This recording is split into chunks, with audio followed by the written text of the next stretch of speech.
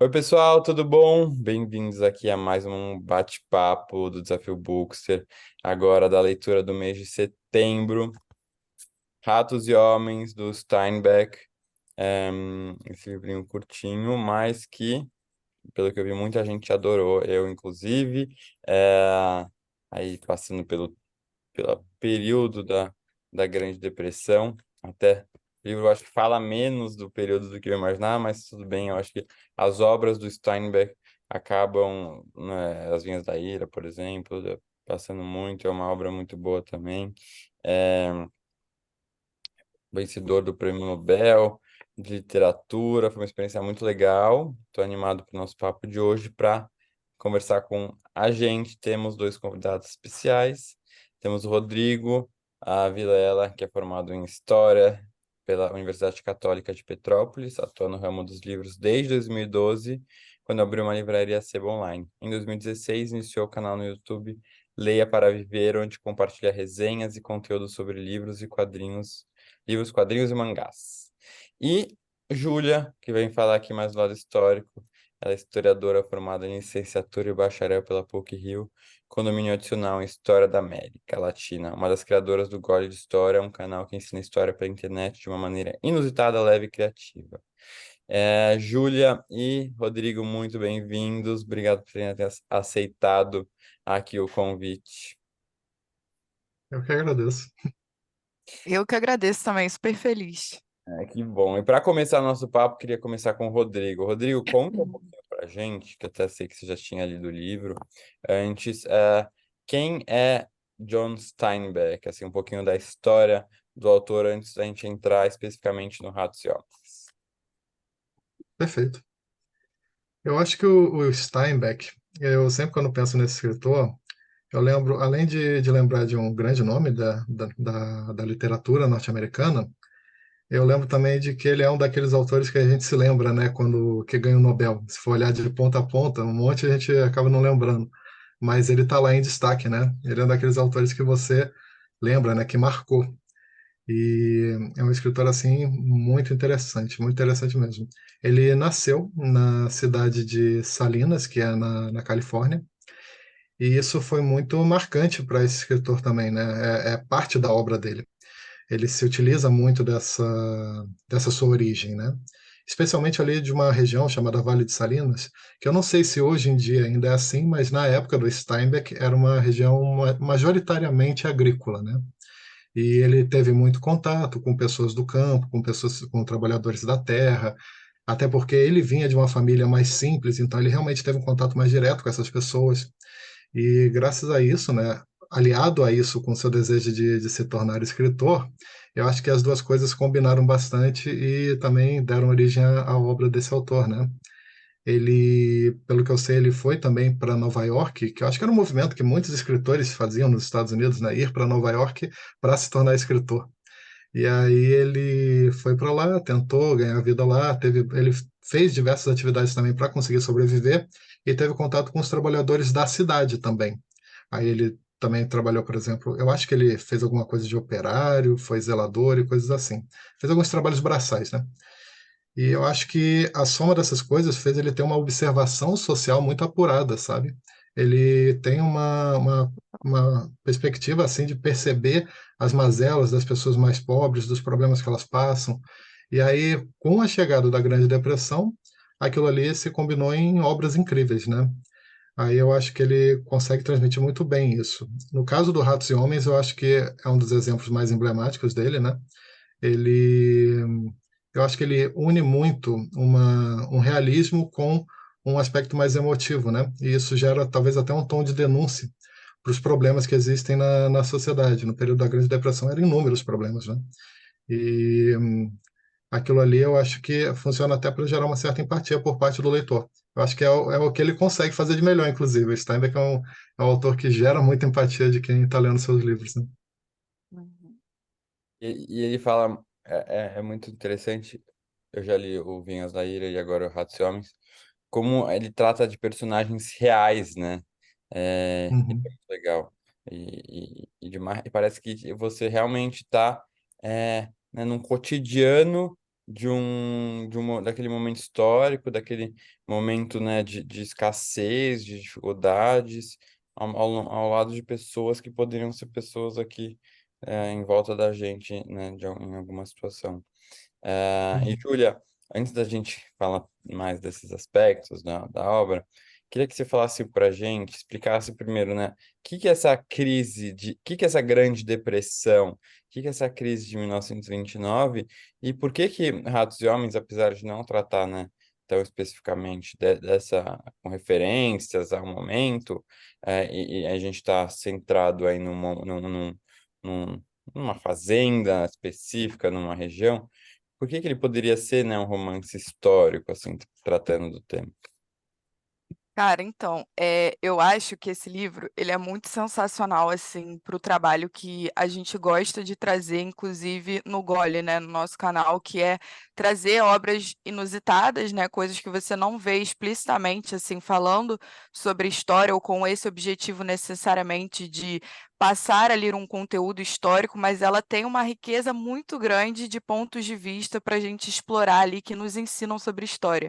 Então, o que a gente gosta de fazer é bem nessa vibe de, com o olhar do historiador, deixa eu te mostrar como é que a gente pode se debruçar sobre isso aqui e ir pensando, né? E Ratos e Homens é uma obra que faz isso de uma maneira muito interessante, porque você até comentou, né? Eu achei que ia ter um pouquinho mais sobre esse contexto histórico, mas eu achei incrível que não tenha tanto, assim, propriamente, né? Nominalmente falando sobre a crise de 29, citando que está sobre esse período de recessão econômica, né? Talvez alguma pessoa desavisada que fosse ler sem prestar atenção na parte de trás do livro, né?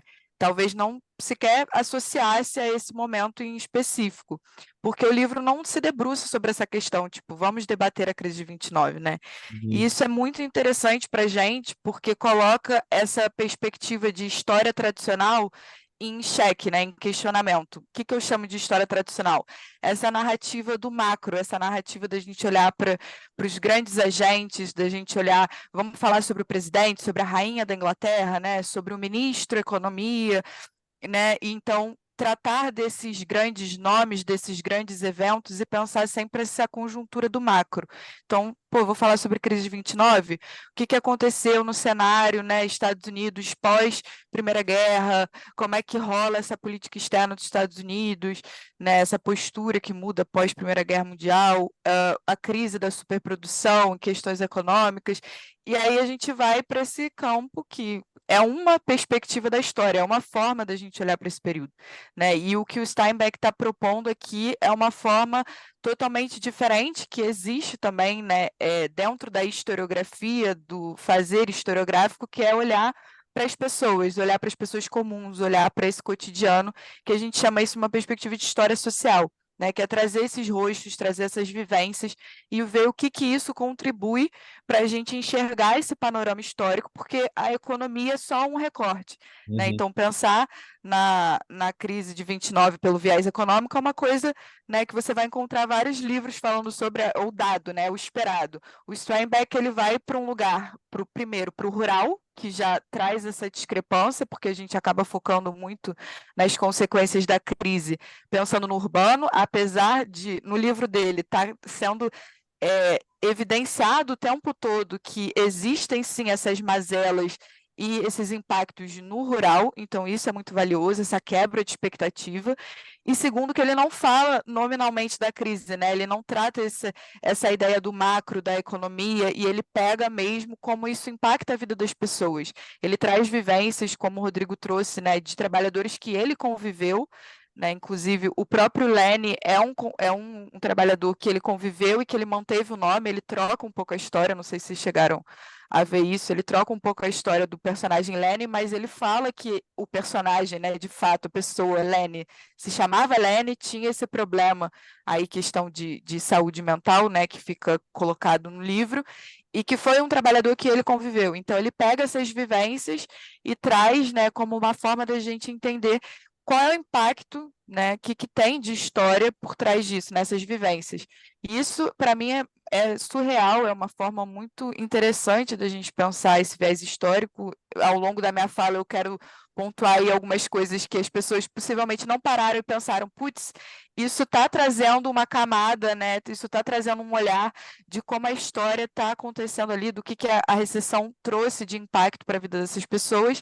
Então, acho que a minha fala vai ser um pouco em cima disso, a partir dos personagens mesmo. Acho que isso é interessante, que ele constrói, que foi o que vocês trouxeram, nessa conexão imediata, que você automaticamente, num livro super curto, você já se identifica com aqueles personagens, você já cria ali uma relação, e também é um livro que toca muito nas emoções, exatamente por ele estar falando desses personagens, né? A empatia, ela é instantânea, essa conexão vem muito fácil. Eu achei, pelo menos, um livro incrivelmente triste, e é um livro incrivelmente triste naquele sentido perturbador, que você sabe que não é uma obra feita para, tipo, sei lá, vou tratar a vida de um cara que é super trágica. Real, né? É triste porque é real e é É cotidiano. triste porque é o cotidiano, exatamente. Não é aquela coisa, vou valorizar, né? Tudo deu errado na vida do cara, a história mais trágica possível. Não.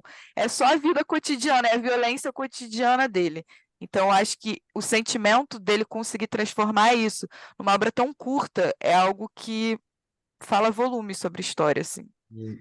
E Rodrigo também, se quiserem um falar sobre a fala do outro, mas Júlia, quando você fala, né, sobre essa realidade do campo que não é tão retratada quando a gente fala da Grande Depressão, né, a realidade rural, e ao mesmo tempo é um livro muito triste porque é uma realidade triste. E realmente o impacto da Grande Depressão, eu acho que só o nome já meio que responde, mas foi tão assim devastador na vida das pessoas comuns, do cidadão comum, do cidadão, né, de uma classe baixa, nos Estados Unidos naquela época.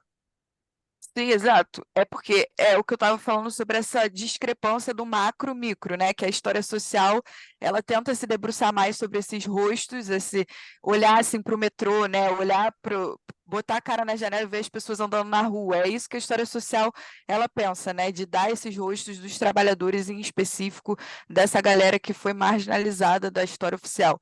Então a gente pensa sempre no macro, vai falar, tem um milhão de dados sobre quantos bancos faliram, né, os empresários que perderam tudo, e a gente foca nessa galera que está lá, né, em Wall Street, na Bolsa de Valores, e essa é o recorte da crise de 29. E essa galera do dia a dia, né, esse trabalhador rural, que inclusive sofre muito com o impacto, porque são desses bancos que eu falei, milhares de bancos fecharam nos Estados Unidos, acho que, se não me engano, até 33 foram 5 mil bancos que fecharam, que faliram.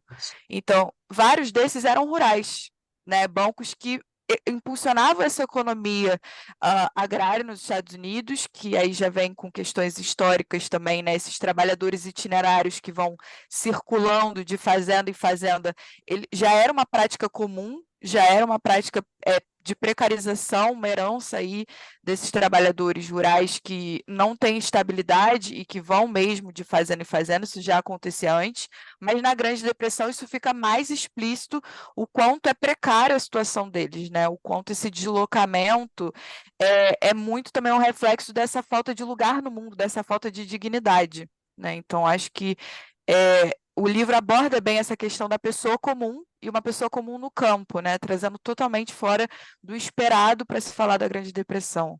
Então, acho que isso é muito interessante. E, e acho que quando você fala de pessoa, né, e aí passando a bola aqui para o Rodrigo, pessoas aqui, os personagens são muito sensíveis, né? São personagens meio, em tese, crus, talvez, né?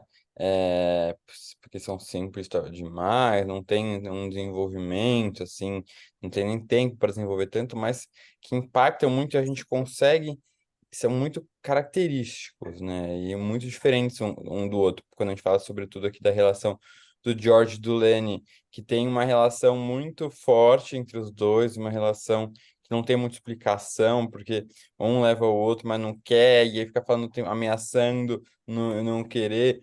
Rodrigo, fala um pouquinho desses dois, né? Qual a importância deles para a obra, e como o autor consegue construir essa relação que acaba marcando tanto o leitor. Eu acho que o Steinbeck, ele puxa, talvez, nem sei se é proposital, mas ele puxa de uma certa tradição que tem na literatura americana, que é de falar sobre aquela temática da amizade, né? Do companheirismo e tal. Eu acho que a gente vê muito isso, talvez, nos livros do Mark Twain, né? As Aventuras de Tom Sawyer, Aventuras de Huckleberry Finn. E em outros, talvez sem ser o foco da narrativa, só é para todos, acho que também tem um pouco disso, né?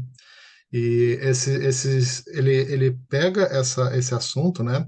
E transporta aquilo ali para esse cenário da Grande Depressão, mesmo sem tratar diretamente da temática, né? Mas você sabe que aquilo ali é baseado naquele contexto, né? E aí nós temos eu acho que é no decorrer do livro, né, nós não temos muito claro como se desenvolveu, pelo menos no princípio, como se desenvolveu essa, essa relação. Ela começa meio que já numa fase mais avançada, né? Nós já temos eles adultos trabalhando juntos, não temos grandes explicações no primeiro momento. Ninguém sabe, por exemplo, se eles são parentes, né? A gente não entende muito bem o que está acontecendo, mas sabe que eles estão ali conectados um ao outro. E o livro até dá algumas pistas, né? Eu acho que tem um determinado momento, por exemplo, que tem dá a entender, né, que uma certa tia Clara cuidou do Lenny quando era criança, ela conhecia o George, e aí incentivou aquela amizade dos dois. O George era bastante gentil com o Lenny, e quando ela veio a falecer, os dois de alguma maneira acabaram juntos. Não sei se de forma natural, talvez por esse sentimento de companheirismo que eles já tinham, foi algo natural que acontece, né? E eu acho que o livro ele desenvolve a relação deles já adulto muito, acho que da parte do Lenny, ele por ter, né, essa questão da saúde mental de agir como uma criança o tempo inteiro, ele está muito satisfeito com aquela amizade que ele tem com o George, né? Mas o George ele tem uma relação que eu acho que puxa muito por amor e ódio. E só que bem mais pro amor do que pro ódio. Porque ele tem momentos, por exemplo, que ele desconta a raiva, né? Que fala lá que Sim. podia estar gastando dinheiro dele em outras coisas para se divertir. E ao mesmo tempo, ele está lá cuidando do Lenny, né? Independente de tudo, ele está lá cuidando do Lenny. O Lenny ameaça fugir, ir embora para as montanhas, e ele fala: "Não, fica aqui", sabe? Ele cuida do Lenny, ele tem esse sentimento de companheirismo com ele. Acho que essa que é a Parece questão. que, para mim, pareceu uns momentos que ele era bravo e falava essas coisas para realmente conseguir assustar, né, o Lenny, para conseguir fazer, até controlar um pouco ele e segurar ele daquelas crises que ele tinha. O Desculpa, medo do pode. que ele pode fazer, né?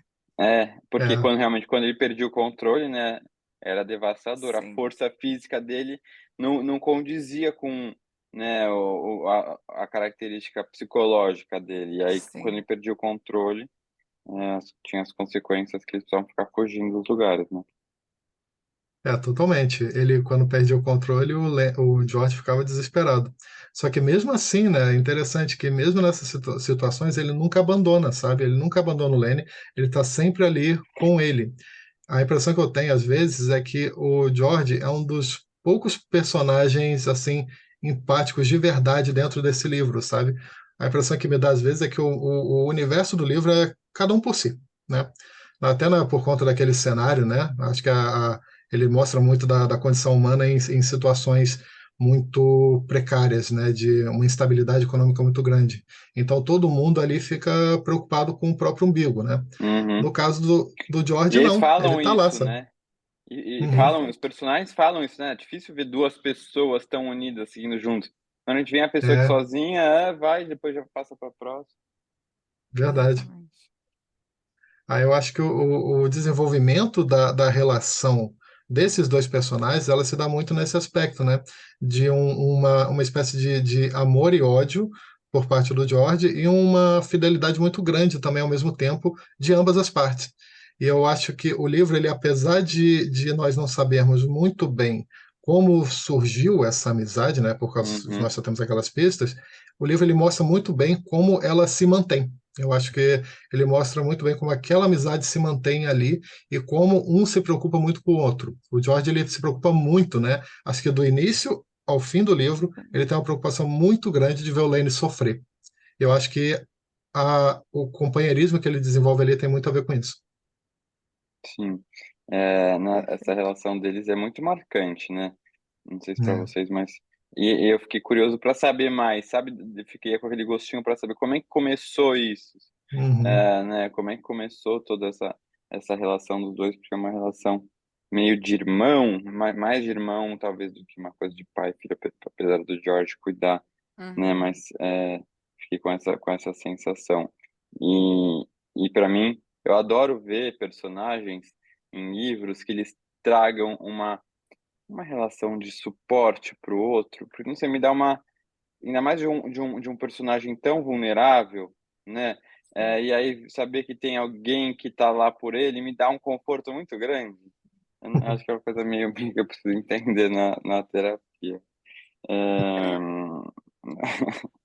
E, Júlia, falando aqui de novo da construção, né, mas aí de um lado mais real que você falou,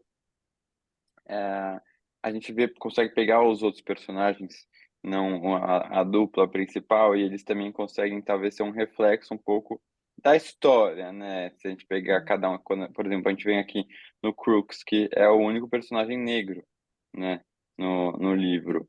Como é que naquela época, né? Como é que era que porque a gente vê que era um personagem negro e estava totalmente isolado Aham. da relação entre os outros empregados. Ele não tinha, ficava num quarto isolado. Ele era muito, né, brutalmente assim agredido pelo dono da fazenda. Como é que era essa relação, essa questão da raça mesmo, né? Nessa época, porque a escravização já tinha sido proibida, mas isso era uma consequência ainda daquilo, ainda havia muito essa distinção naquele Uhum. momento. Então, o Crooks, ele traz uma outra camada, né, para essa dinâmica de analisar os trabalhadores, né? Você vê que é muito interessante isso, que ao longo, cada personagem ali é intencional, né? Até isso que você estava conversando sobre essa falta de empatia, né? Sobre o George ser meio que o único que tem essa empatia e também pensar como os personagens parecem desconectados, né? Eles são muito individualistas e pensam nessa lógica do estar sozinho e do se virar sozinho. Tudo isso é muito proposital para representar esse cenário de crise, né? E o Crooks aparece aí como um personagem que, para além de todas essas mazelas da sociedade que estão acontecendo por conta da crise de 29, ainda existe a questão racial, porque no caso a abolição da escravidão já tinha acontecido há um tempo, mas a gente entra, né, já no final do século XIX com as leis de segregação, já começam a ter as primeiras leis de segregação por volta de 1870, 77, se eu não me engano, já tem a primeira lei que proíbe o casamento interracial. E aí vão seguindo outras que vão segregando o espaço. Então, os Estados Unidos está vivendo, né, nesse momento, uma segregação racial também. Só que como a gente está na Califórnia, de certa maneira, isso aparece mais sutil do Uhum, que em outros estados, né? Tanto que porque tem está até no uma norte. frase do Crooks, né, que ele fala sobre eu não sou desses pretos do sul, né? Esses Uhum, pretos do sul, ele Uhum, já deixando clara essa diferença que existe, né? Como a segregação lá é muito mais forte, porque a Califórnia ela fica do lado da União na Guerra de Secessão, né? Então ela era a favor da abolição. Então a gente vê como o estado da Califórnia já aparece ali com essa pegada um pouco diferente, mas ainda assim deixando claro que existe sim uma segregação racial. E aí eu não sei se vocês sabem o que significa crooks, vocês já pararam Crooks, para não pensar é, assim? não ah, sei.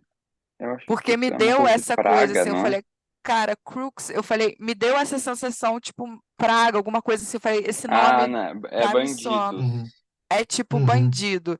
E além de vir com esse bandido, vem, na verdade, muito com essa coisa de um desvio moral. Tipo, o crux, Sim. ele é aquele cajado de pastor, sabe? Que tem aquela dobrinha. Então é como se fosse bend like a crux, sabe? Tipo, dobrado, Hum, faz a curvinha como o cajado. Então sim. essa ideia de estar num desvio meio moral ali, sabe? Uma coisa que destoa um uhum, pouco. Então você vê que ele tem um cuidado até no nome, né? De mostrar como esse personagem ele tá segregado, ele tá diferente ali dos outros, né? Então fica muito claro isso quando a gente vê que ele mora no estábulo, e coloca ele dentro, né, desse lugar, desse espaço do animal. Então tem uma zoomorfização aí dele também, né? Desse homem negro como um homem mais primitivo, mais animalesco, uma coisa, Uhum, né, tá ali separado com os animais.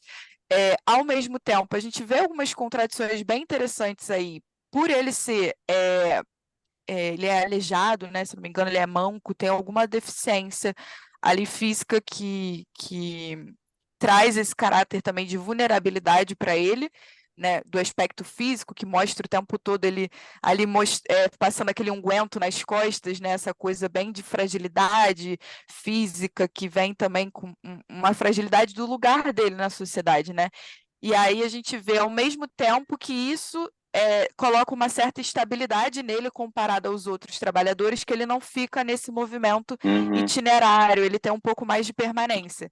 E aí essa permanência também permitiria a ele a ter bens materiais ali diferentes dos outros, né? Quando entra no quarto dele, apesar de ser um quarto no fundo do celeiro, segregado, etc., você vê bastante objetos, são descritos bastante objetos, até livros, dando a entender que ele tem esse apreço ali, né, também por estudar e que tem uma margem um pouco maior de pertences mesmo, né? Ele conseguiu mexer um pouco melhor ali no dinheiro dele por não ter essa rotatividade tão grande quanto os outros.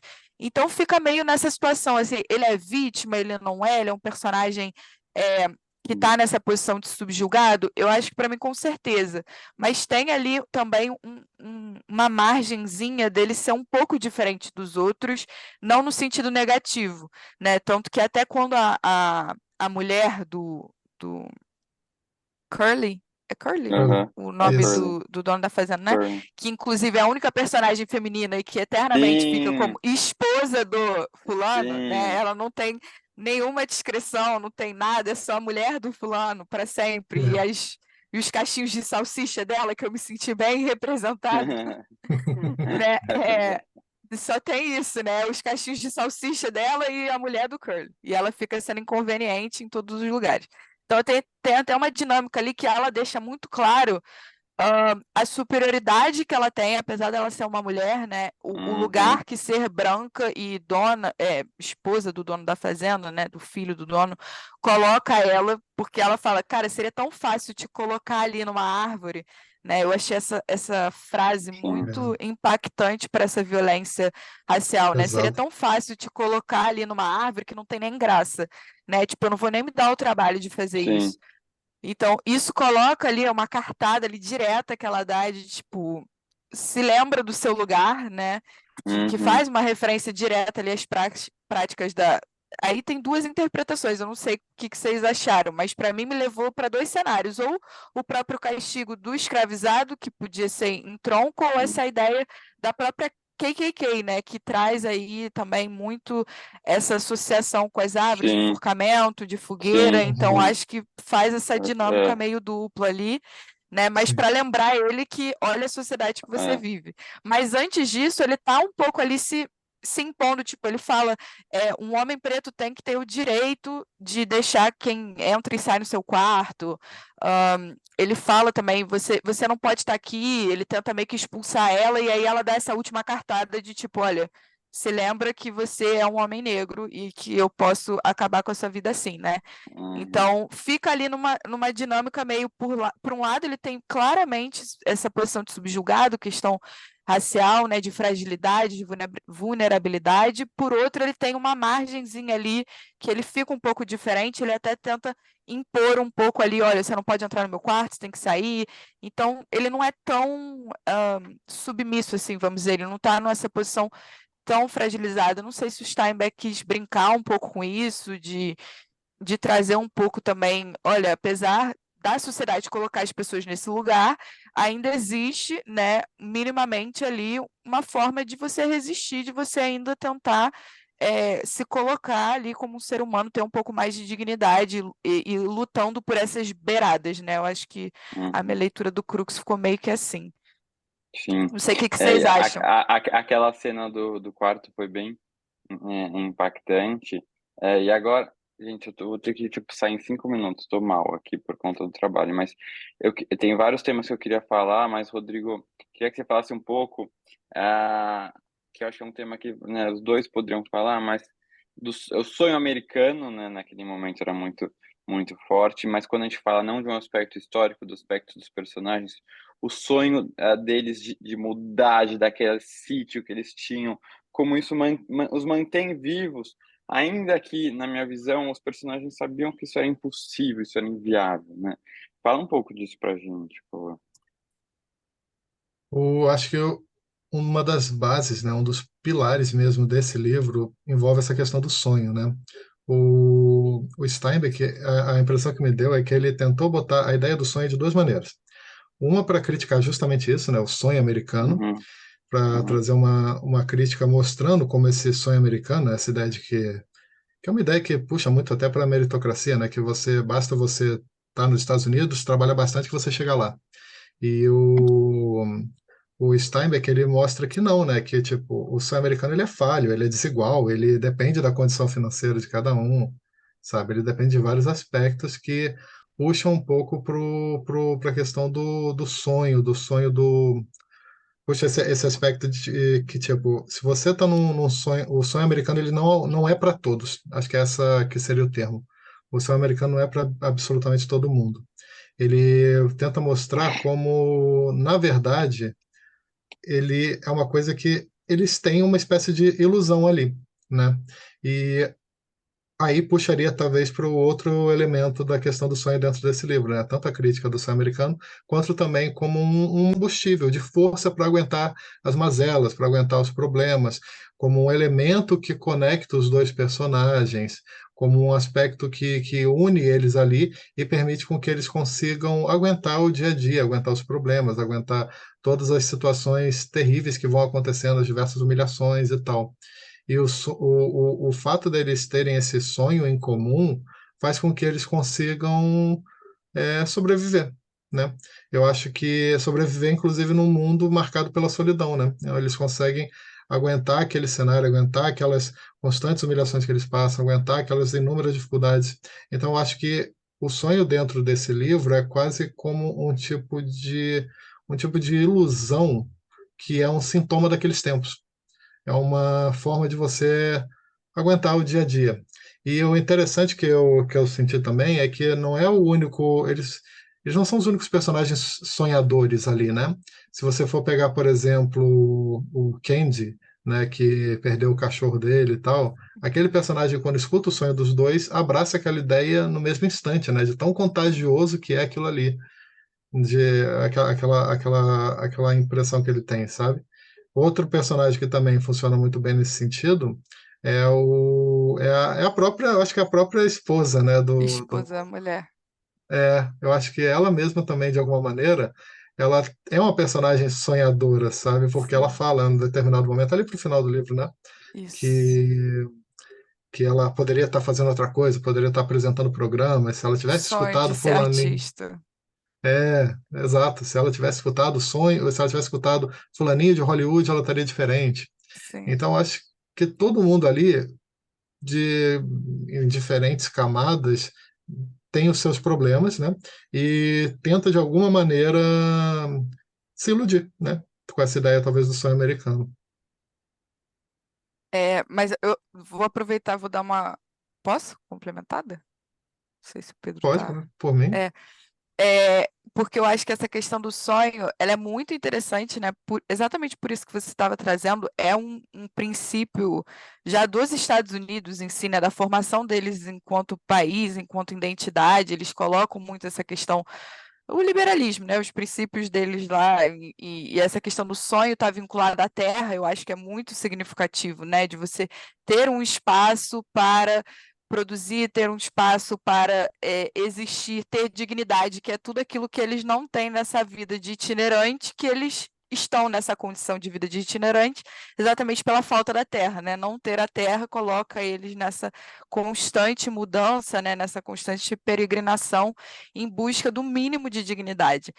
E aí o que eu acho que é muito interessante no livro também é que vive uma dinâmica muito de julgamento em cima desse sonho, né? Tipo, de julgamento em cima desse sonho, das pessoas acharem que eles são malucos de sonharem isso, ou que tem várias pessoas que falam isso, mas na prática só estão gastando seu dinheiro, né, com coisas imediatas, e ao mesmo tempo tem esse julgamento deles, né, com esses outros trabalhadores, que eles não querem ser colocados nesse lugar, né, com os outros trabalhadores, de fazer esses papéis imediatos, de cumprir ali, por exemplo, vou pegar meu salário e aí eu vou para um bar, né? Eu vou para um prostíbulo e aí eu vou gastar o meu salário e vou ter aquele prazer imediato.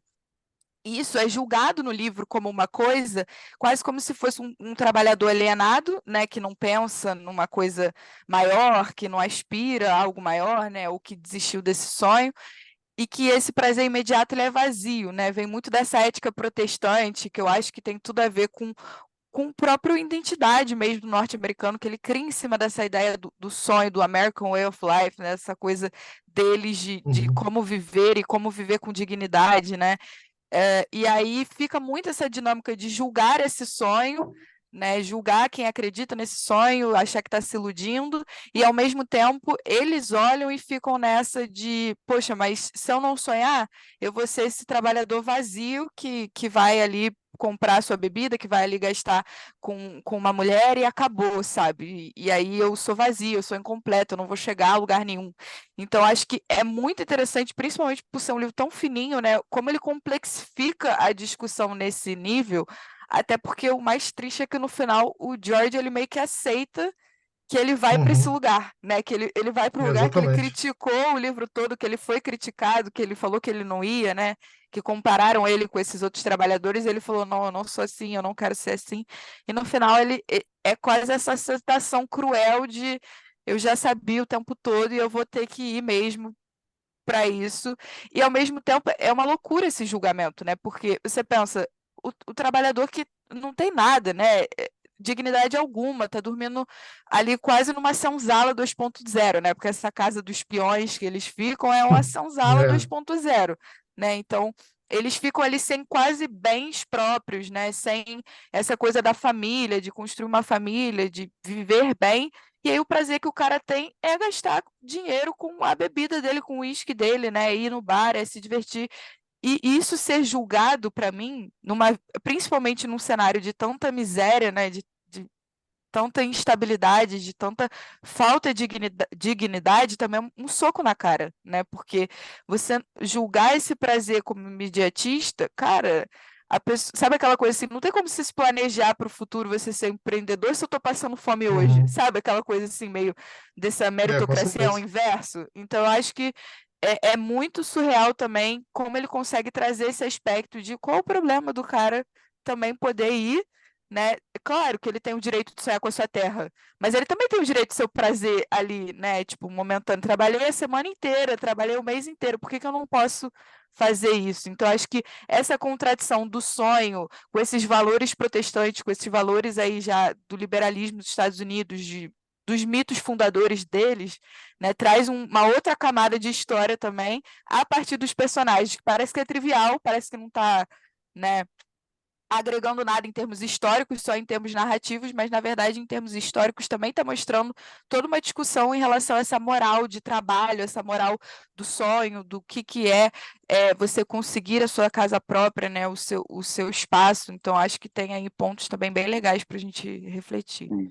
Gente, eu amei o papo, até no final deixei vocês falarem, mas eu realmente vou ter que desligar que eu tenho uma reunião agora para entrar. Mas obrigado pelo Tranquilo. convite, obrigado a todo mundo que ficou aqui escutando a gente. E ó, de bom, temos em contato, vocês são sempre muito bem-vindos, viu? Muito Beijo, Legal. obrigada, gente, sempre que brigadão. precisar. Combinado. Tchau, gente. Tá Tchau. bom? Tchau. Tchau.